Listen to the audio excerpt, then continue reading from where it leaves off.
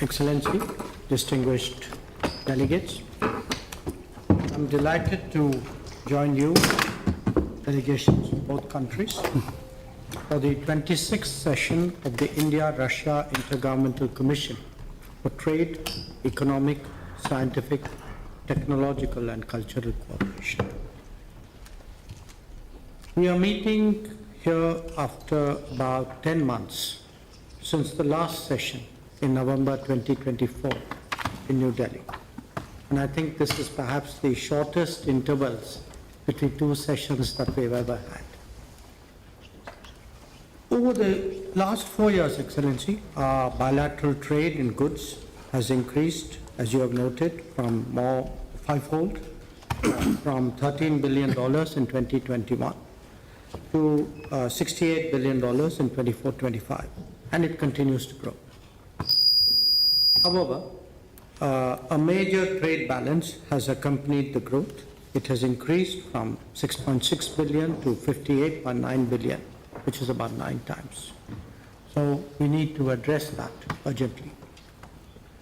Today, as we meet, allow me to lay out some of the salient features of the agenda before us, addressing tariff and non-tariff trade barriers, removing bottlenecks in logistics, promoting connectivity through the international North-South transport corridor, the Northern Sea Route, and the Chennai-Vladivostok corridor, effecting payment mechanisms smoothly, timely finalization and execution of the program of economic cooperation till 2030, the early conclusion of the Eurasian Economic Union FTA, whose terms of reference were finalized today, and regular interaction between the businesses of the two countries. These are among the key elements.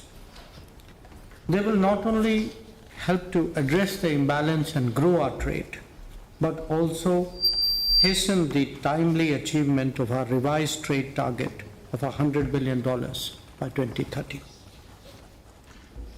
Colleagues, we are all acutely aware that we are meeting in the backdrop of a complex geopolitical situation. Our leaders remain closely, regularly engaged.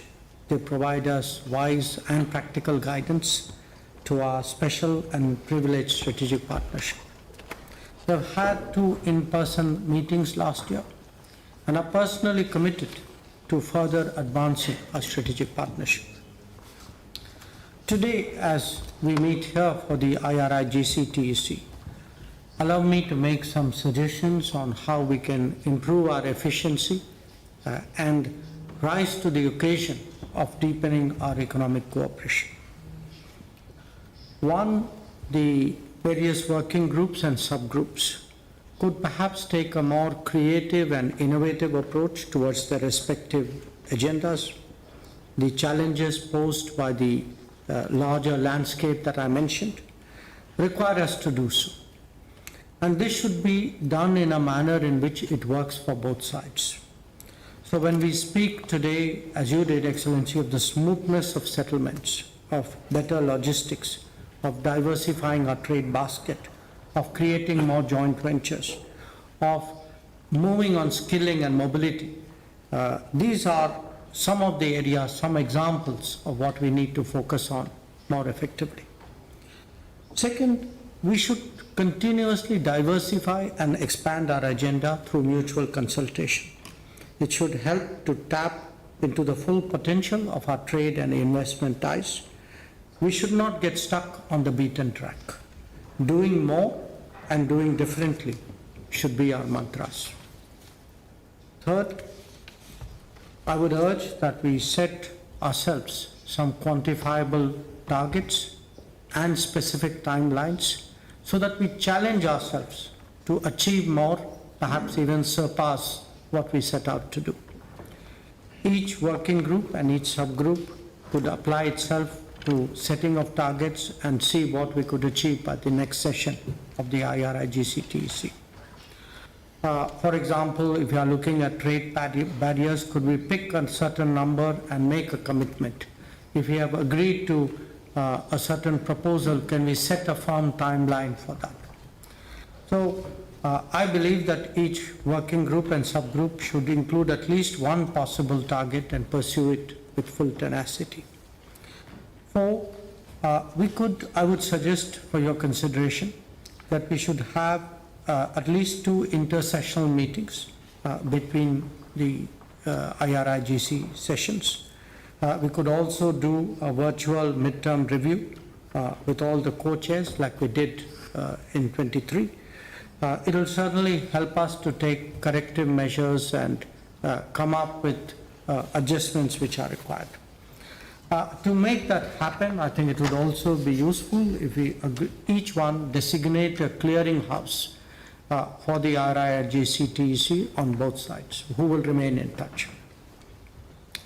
Finally, we will be, after this meeting, going on to a business session, and I would suggest for your consideration that we could have a coordination mechanism between the business forum and the different working groups of the IRIGC, so that there is a two-way flow between people in the business world and people in the policy world. We would like the IRIGC to become even more result-oriented, relevant, and readily available to the business communities of the two sides. So allow me to conclude by recalling that the IRIGC is a key mechanism to prepare for the annual summit which we expect to hold at the end of this year. And indeed, it's our working, it's what we deliver that really drives the relationship between India and Russia. So I thank you once again for your warm welcome, for your hospitality, for the excellent arrangements for today's meeting. I look forward to our fruitful discussions. Thank you.